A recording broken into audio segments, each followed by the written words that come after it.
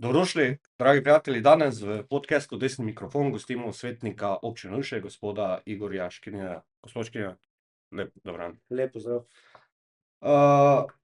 Na začetku sem z vami malo dotaknil birokratskih ovir, ki jih trenutno imamo. Podjetniki pogosto pravijo, da jih ne duši konkurenca, ampak birokracija. Kako to vidite vi? Ja, jaz sem že 30 let v gospodarstvu in gledam, da vsako leto je slabše.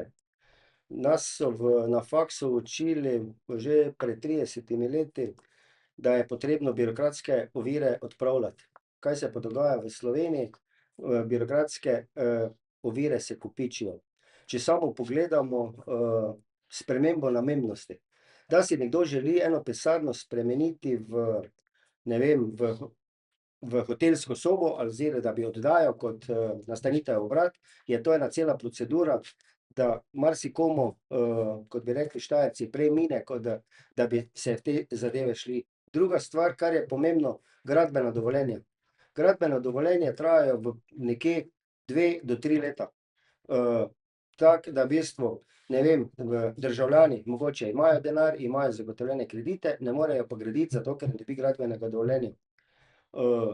Kar je pa še najbolj pomembno, ves čas se ukvarjamo z pomanjkanjem delovne sile. In če nekdo hoče pridobiti delovno dovoljenje, je to ena velika kalvarija. Delovno dovoljenje sploh, ker je zdaj ta bazen iz Srbije, Bosne in Makedonije prazen, se delodajalci ozirajo po delovni sili v tretjih državah, Indija, Filipini, Nepal in podobno. Tu so kalvarije po 6 do 9 mesecev, da nekdo dobi delovno dovoljenje. Kar je pa še drugo najbolj pomembno, da mi smo država v državi. Če eno zadevo urejate na eni upravni enoti in boste isto zadevo urejali na drugi upravni enoti, ne vem, eno v Ljubljani, eno v Prekmurju, drugo na Obali, imaš drugačna navodila. In se podjetniki včasih ne znajo obrniti, na kak način, kaj deluje. Druga stvar, kar je pomembno, če se boste vi prijavili na delovno mesto, ne vem, varnostnika, rabite potrdilo o nekaznovanju. Zakaj? Če so pa inštitucije med sabo povezane. Po drugi strani moraš iskati potrdilo o plačanih davkih in prispevkih. Zakaj? Če pa so inštitucije med sabo povezane. Tako se ta potrdila se med sabo podvajajo. V času digitalizacije, kakšna digitalizacija je danes, govori, ne vem, naš predsednik vlade, da imamo ene super računalnike, ne vem, kaj bomo vse imeli, mi pa imamo vedno več obrazcev. Idite na upravno enoto, na spletno stran ene od upravnih enot ali ene od občin, pa boste videli en kup obrazcev. Jaz sem 30 let v biznisu, 30 let sem pravnik in včasih jaz ne znajdem v teh obrazcih. Kako se še bo znašel en državljan, v bistvu, ki ni vešč računalnika, ki ni vešč teh obrazcev, je to danes nemogoče. Potemtakem smatrate, da je Slovenija postala država obrazcev in dovoljenj samo? Točno tako. Slovenija je obstala, ko ste omenili, obrazcev in dovoljenj, namesto da bi se tega izogibali, da bi v bistvu zadeve poenostavili, jih mi delamo takšne, da je vse težje, namesto da bi bilo lažje. Saj idite k zdravniku, niti, ne vem, tudi zdravnika več ne moreš prav poklicati, moraš iti ali digitalno, ne vem, kako vse, in tudi se starejši ne znajdejo. Predvsem mi stremimo k digitalizaciji, ja, ampak naj bo vse čim lažje in čim enostavnejše. Kaj pa bi SDS konkretno odpravila že v prvem letu? SDS je že v svojem mandatu zadnje vlade skozi protikoronske ukrepe ogromno zadev poenostavil. V teh protikoronskih zakonodaji so bile odpravljene te birokratske ovire. Kaj je naredila vlada, ko je prišla naslednja, Roberta Goloba, je zopet vse pobrisala in gremo jovo na novo. Jaz sem prepričan, da bo vlada, ki bo prišla z 22. 3.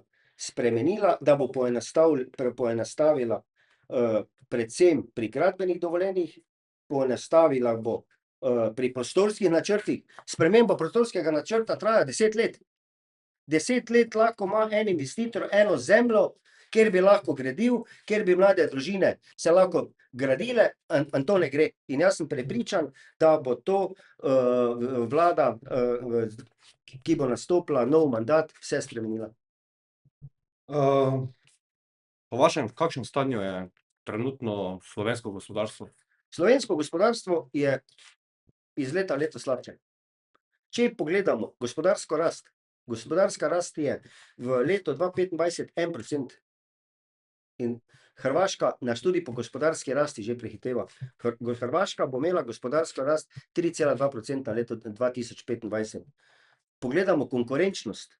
Konkurenčnost se prav vidi graf, kako je kako je konkurenčnost naraščala v času prejšnje vlade, ki je bila samo 2 leti, kako je konkurenčnost narasla, nekoliko padla 2021, ker je bila korona, in je šla pol 22 je šlo gor. Danes smo po konkurenčnosti na 46. mestu. Na trg dela smo na 61. mestu. In kaj duši slovensko gospodarstvo? Kaj smo prej govorila? Birokratske ovire, dušijo jo visoki davki, in seveda neurejenost ministrstev. Če vi pokličete danes na ministrstvo eno ali drugo ali tretjo, eni tam ne vejo, kdo pije, kdo plača po domače. Ali politika sploh razume realni sektor? Ne. Če vi pogledate namer našo slovensko politiko, to vlado, predvsem, če pogledate Levico, kaj so za Levico podjetniki? Zajedavci, izkoriščevalci, stremijo za dobičke. In kaj jaz vedno poudarjam? Jaz vedno poudarjam, da vsak, ki dela, ki ustanovi podjetje, dela zato, da zasluži, da mu tudi na koncu leta nekaj ostane. Vsi smo tako naravnani. Če mi pogledamo samo zaposlitve v zadnjih 12 mesecih, v zadnjih 12 mesecih je 7.000 ljudi šlo iz realnega sektorja, v javni upravi se pa je zaposlilo 4.000 novih ljudi. Kje so se ti zaposlili? Ni medicinskih sester, ni vojske, ni policije, zapirajo policijske postaje, ni učiteljev. Torej, kje? Kopičijo se na ministrstvih.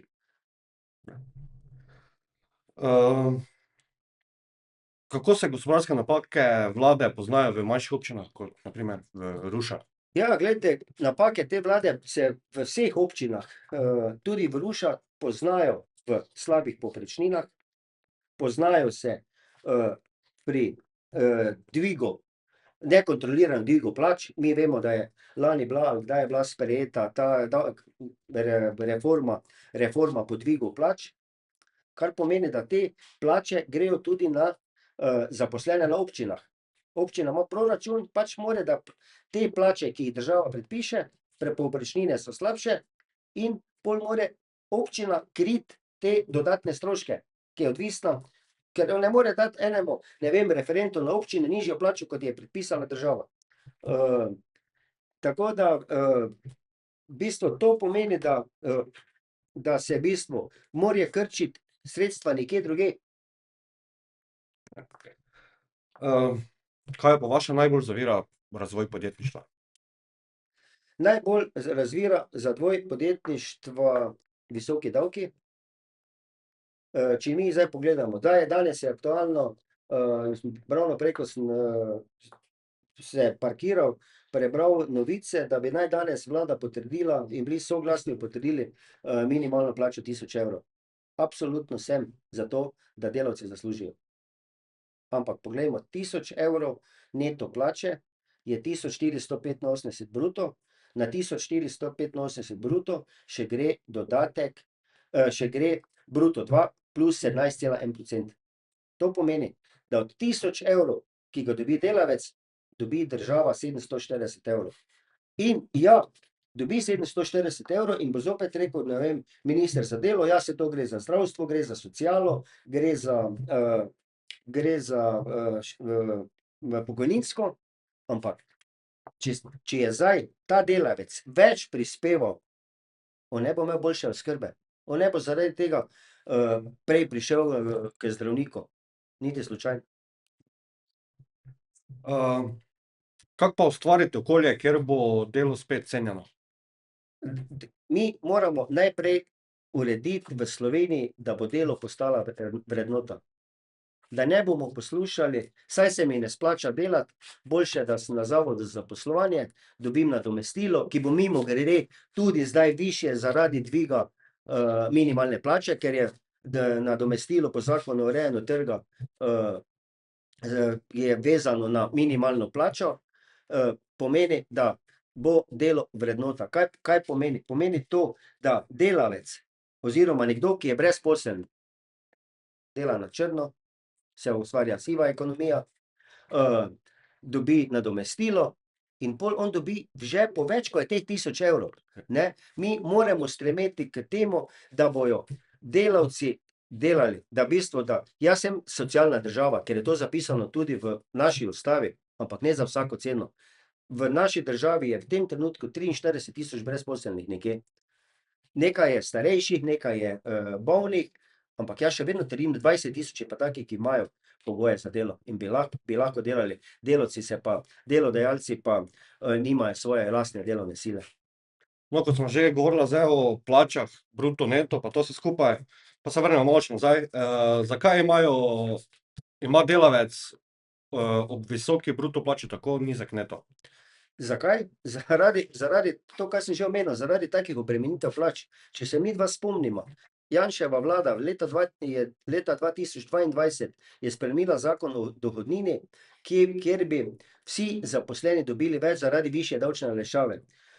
Samo v 3 letih skupaj, torej od leta 2023 do 2026, bi tisti, ki je na minimalni plači, dobil v teh 3 letih 2110 evrov več, tisti, ki je pri povprečni bruto plači v Sloveniji, ki je zdaj okrog 2500, bi imel 3570 več, tisti, ki pa ima dvakratnika povprečne plače, bi pa imel 5220 evrov več. Tu je problem. Drugi problem je, kaj smo dobili? Dobili smo s 1. julijem dolgotrajno oskrbo, plačevanje dolgotrajne oskrbe, 1% delavec, 1% delodajalec. Tu je zopet dodatni strošek. To se sploh ne zavedajo ljudje, koliko je to dodatnih stroškov in delodajalcem in tudi delavcev. Spremenili so tudi to v dodatno zavarovanje. Kaj je bilo govora?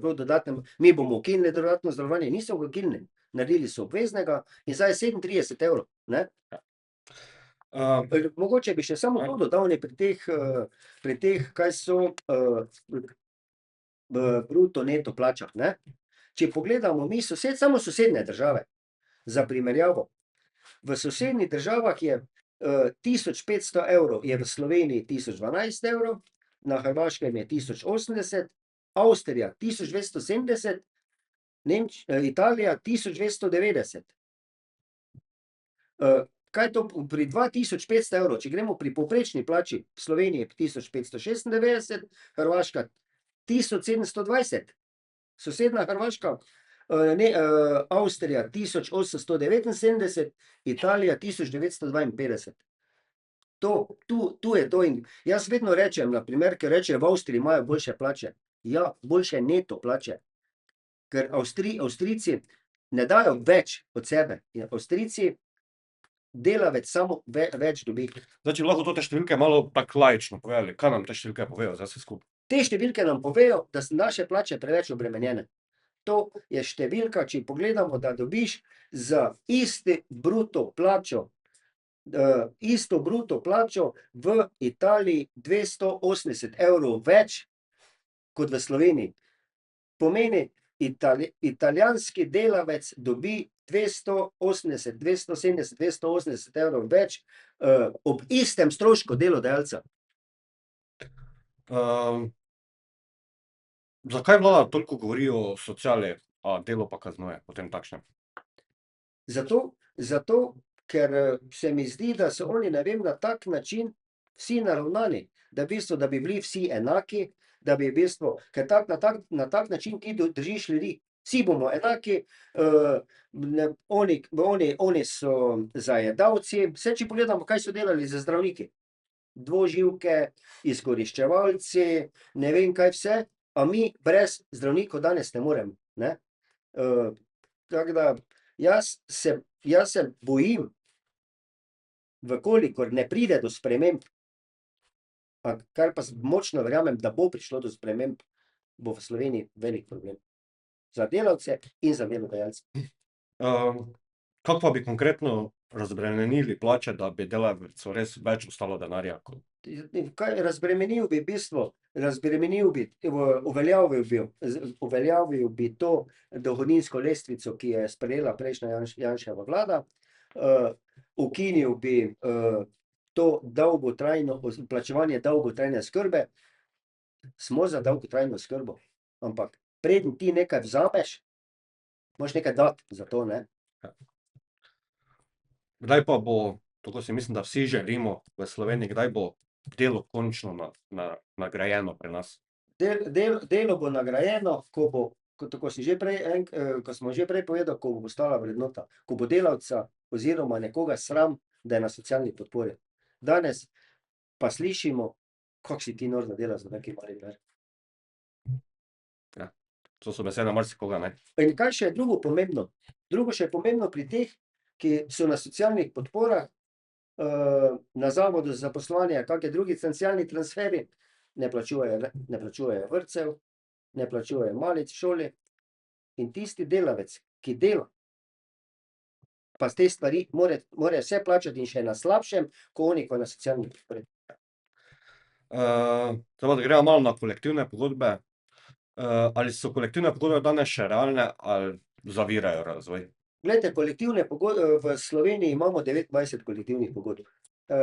V same kolektivne pogodbe se ne bom spuščal, ker kolektivne pogodbe so dogovor med socialnimi partnerji, med delavci in sindikati, ne. In to v bistvu se pač mora vsaka panoga pobrigati, pa mislim, da pa imamo sistem kolektivnih pogodb in pogajanj dobro urejen. Je pri nas problem v davki, državi ali miselnostih? V davkih, v državi in v miselnostih.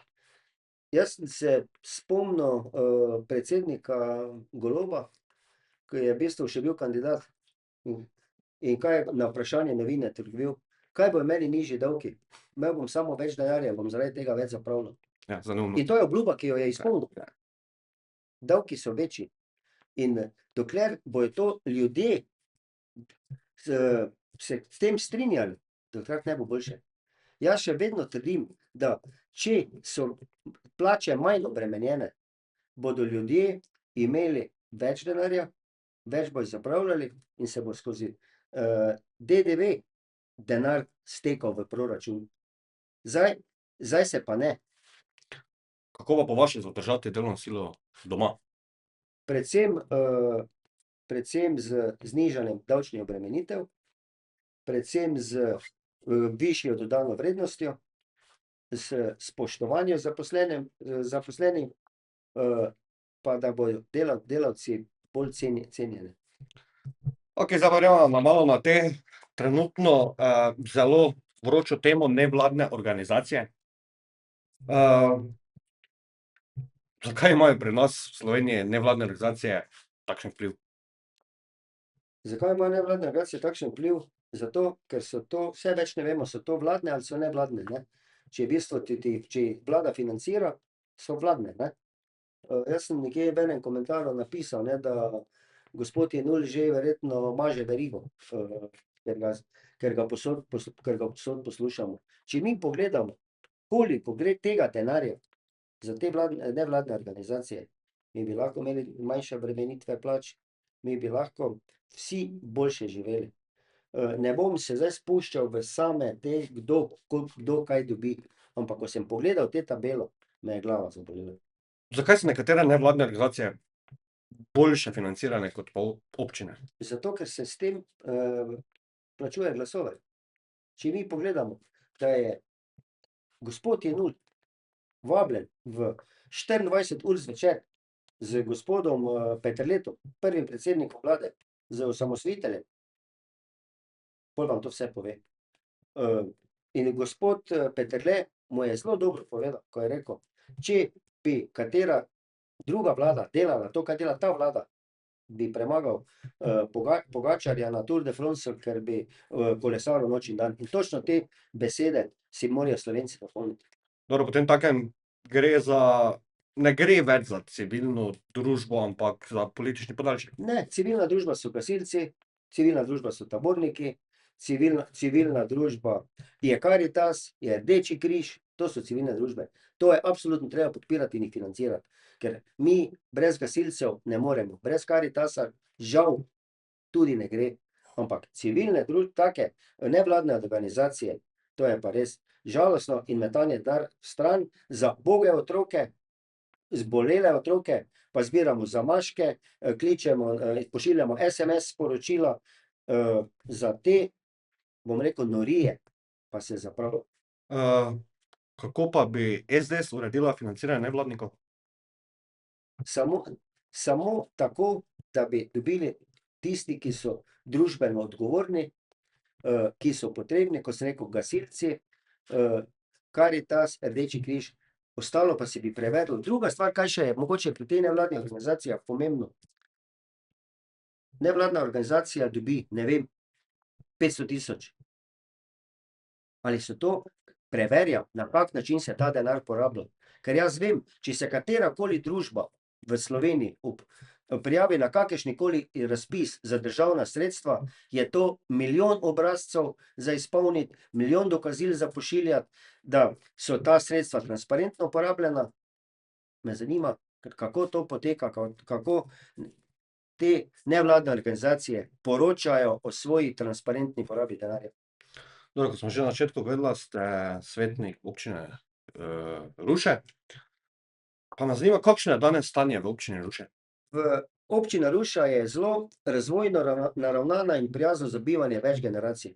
Če pogledate v občini Ruše, se je zgradilo kar nekaj novih naselij, priseljujejo se nove družine, se vršča občina v zgornjo tretjino slovenskih občin, privlačna za priseljevanje, kar pomeni, da so pozitivni trendi in je res zelo tudi investicijsko naravnana. Katere pa so trenutno največje težave, ki se srečujejo Rušani? Največja težava v Rušah je staranje prebivalstva. V Rušah je starejših od 65 let več kot 22%. Kar je pa najhuje, da Ruše je edina upravna enota v Sloveniji, ki nima doma za ostarele. Kaj pa vi konkretno kot poslanec naredili za Ruše, Selnico, Lovrenc, kjer kandidirate? V prvi vrsti je dom za ostarele, pol se absolutno vlada mora nameniti večje povprečnine, urediti je potrebno državno infrastrukturo, ceste, če mi pogledamo, kako bi Lovrenc na Pohorju lahko živel od turizma, kako bi lahko Ruška občina kot živela od turizma, vendar je treba urediti cesto na Arek, zato v bistvu se tudi jaz ves čas kot svetnik zavzemam. Če bom pa izvoljen v parlament, pa bo absolutno moj glas vedno slišan za Ruše, Lovrenc in za Selnico ob Dravi. Ko ste že rekli, da dom starostnikov manjka v Rušah, zakaj še Ruše nimajo doma za starejše občane? Ta zgodba ima že dolgo brado. To se vleče že zelo vsi župani, ki so do zdaj bili, so se s tem ubadali. Vendar ni bilo posluha. Če pogledamo leta 2021, je preko, je Senekura dobila koncesijo. Vemo, katera vlada je bila 2021, ne, je bila Janševa vlada. Koncesijo za dom za starostnike. Je pol prišla nova vlada, je bilo podaljšano do leta 2024, zdaj pa je koncesije spet ni, kaj treba ponovno jovo na novo vložiti. Jaz sem prepričan, da vlada Janeza Janše bo poskrbela, da bodo Ruše dobile dom za ostarele. In je to, da ni tega vprašanja denarja ali politične volje? Jaz mislim, da ni politične volje, da politika obstoječa se, mislim, boji ugrizniti to jabolko, ne vem pa zakaj.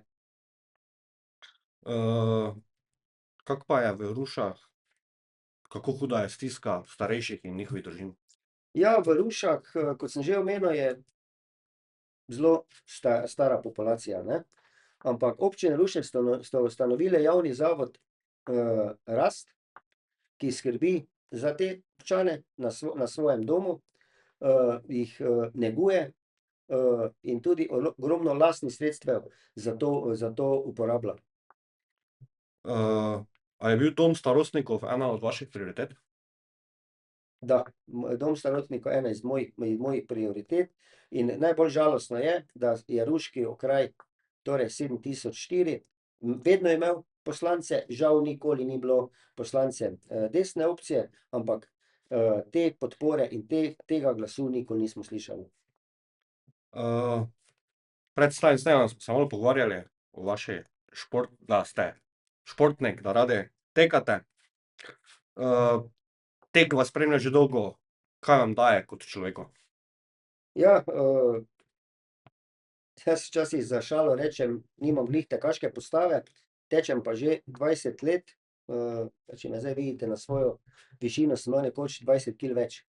Kar pomeni, kot se temu reče, lažje me je bilo preskočiti ko iti okrog mene, ampak tek je meni vztrajnost, energija, fizična kondicija, dosežki, kaj vse, to vse meni pomaga na moji poklicni poti, ker grem z glavo skozi zid. Jaz večkrat rečem, reče: nekdo, 4 ure si lavfal." Ker vemo, svetovni rekord je 2 uri pa 1 minuta, ne.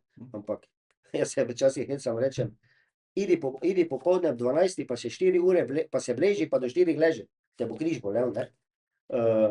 Z avtom se en čas, 42 kilometrov pelješ, ne. Zato je meni tek je meni ventil, takrat sem sam s seboj, razmišljam, o službi, o problemih, o politiki, domači, svetovni in tako to mi napolni baterije. Jaz pridem domov iz službe, vozim se iz Ljubljane, razmišljam: zdaj moram iti lavfat." Ko pridem domov, sem pa drugi človek.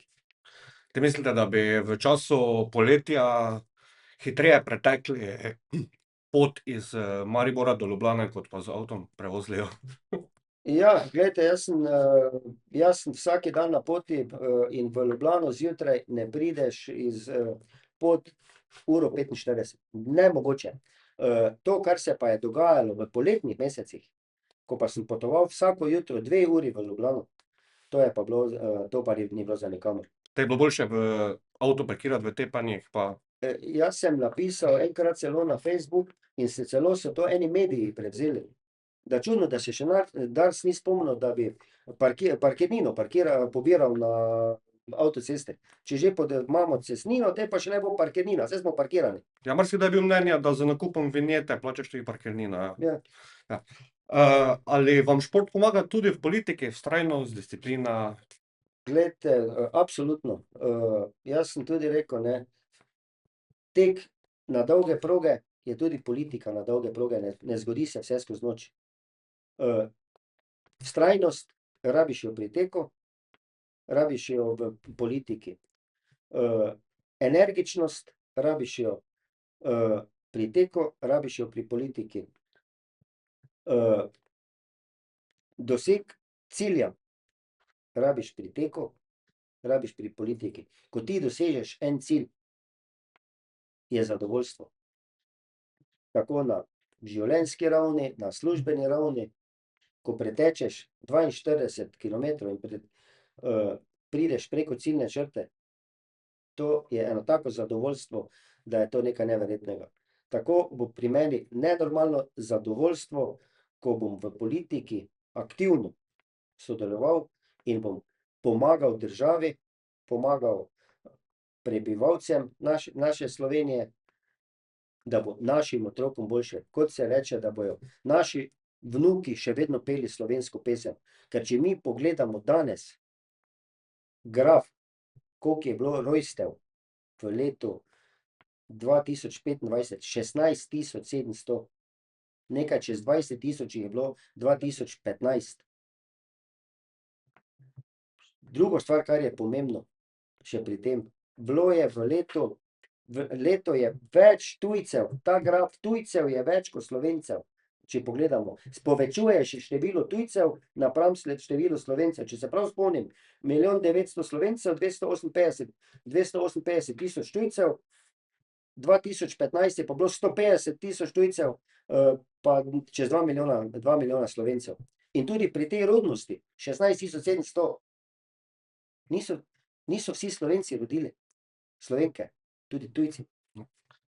Tako za konec, pa če potegnemo eno vzporednico, je Slovenija danes na dolgi progi ali v sprintu, ali ji že zmanjkuje kondicije? Jaz mislim, da je Slovenija danes v tisti fazi, ko prideš v 35 kilometer na maratonu, ko se zaletiš v zid. In tisti zid moraš premagati, da prideš do konca. Mi smo zdaj v zidu. In prepričan sem, da bo 22.3. prišlo do spremembe in bomo pol ta zid premagali in Slovenijo zagnali v višave. Ok, zdaj pa res čisto za konec. V eni minuti, kaj bi povedali vsem Slovenkam, Slovencem? Vsem Slovencem in Slovenkam bi povedal, da naj se 22.3. udeležijo volitev, naj se zavedajo, da vsak glas šteje, naj se zavedajo, da bo vlada Janeza Janše trend obrnila na boljše, da bo Slovenec, da bo mama, da bo oče, da bo za naše otroke boljše poskrbljeno in da bo naši zanamci še vedno peli slovenske pesmi. Gospod Škrinjar, hvala lepa, da ste vzeli čas za nas. Vi, dragi gledalci, pa dajte deliti, všečkati, komentirati spodaj in se vidimo v naslednjem podcastu Desni mikrofon.